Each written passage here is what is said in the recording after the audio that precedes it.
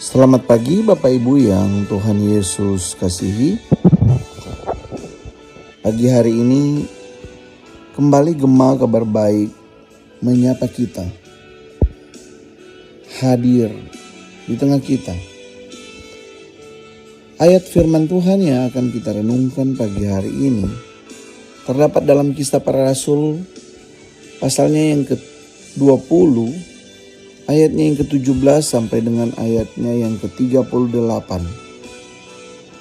Dan akan dibacakan ayatnya yang ke-31 sampai dengan ayatnya yang ke-33. Firman Tuhan berbunyi demikian.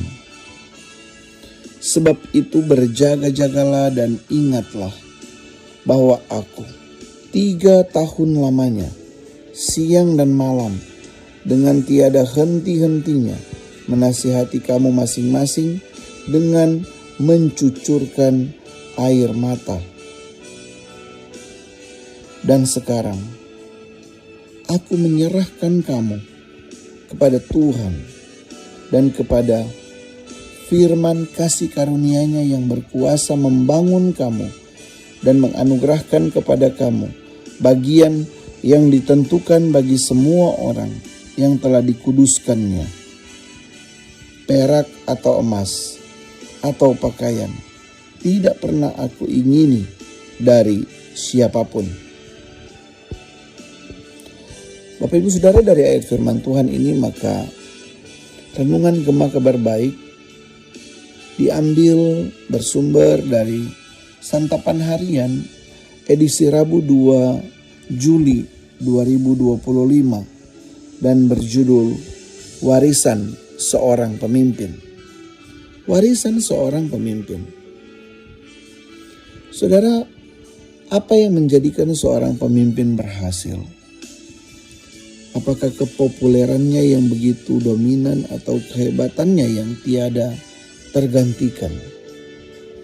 Tentu saja tidak.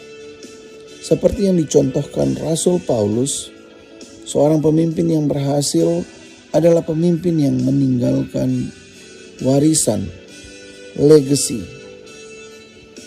Rasul Paulus tidak singgah di Efesus karena itu ia meminta para penatua Efesus untuk datang ke Miletus. Dalam pertemuan itu ia memberikan pesan-pesan penting untuk mereka, yaitu beberapa kesaksian mengenai apa yang dialaminya dalam pelayanan. Dia telah mencucurkan banyak air mata karena pelayanan. Namun dia tidak pernah melalaikan tugasnya, yakni setia mengajar dan memberitakan Injil. Dia berserah kepada pimpinan Roh Kudus dan bertekad menyelesaikan tugasnya meski nyawanya terancam. Inilah warisan Rasul Paulus bagi jemaat di Efesus dan juga bagi kita. Semangat, kesetiaan, dan kecintaannya kepada Tuhan Yesus. Mereka memang tidak akan melihat Paulus lagi, tetapi warisan yang ditinggalkannya akan bertahan selama-lamanya. Saudara, Paulus menasihati para penatua agar mereka menggembalakan jemaat sesuai dengan karunia Roh Kudus dan berjaga-jaga karena akan ada banyak ajaran sesat yang masuk ke dalam kumpulan mereka. Sehingga para penatua harus menggembalakan dengan baik dan membantu jemaat yang lemah. Saudara, pelayanan yang dilakukan oleh Paulus menuntutnya untuk selalu berpindah tempat sehingga dia tidak bisa menjadi aktor utama, seolah-olah hanya dia yang hebat. Siapa yang seharusnya berperan penting? Jemaat Efesus itu sendiri. Mereka lah yang harus meneruskan pelayanan. Jadi, pemimpin yang baik bukanlah dia yang fungsinya tidak tergantikan, melainkan dia yang melakukan semua fungsinya dengan sebaik-baiknya, lalu mewariskan, meninggalkan semangat kesetiaan, dan kecintaannya kepada Tuhan, kepada generasi-generasi selanjutnya. Bapak, Ibu, Saudara, bagaimana warisan, semangat, kesetiaan, dan kecintaan kita kepada Tuhan untuk penerus kita? Mari kita renungkan pertanyaan ini. Apa yang kita wariskan dan kita tinggalkan untuk generasi kita ke depan? Mari kita berdoa.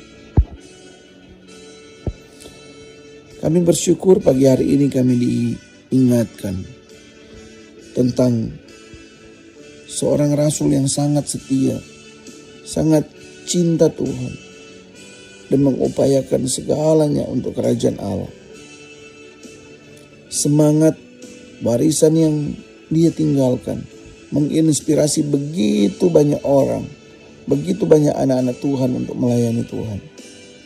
Dan mengingatkan kami, di dalam hidup kami dan pelayanan kami, penting sekali untuk kami meninggalkan warisan iman kepada penerus kami, anak-anak, cucu-cucu kami di dalam pelayanan kepada Tuhan.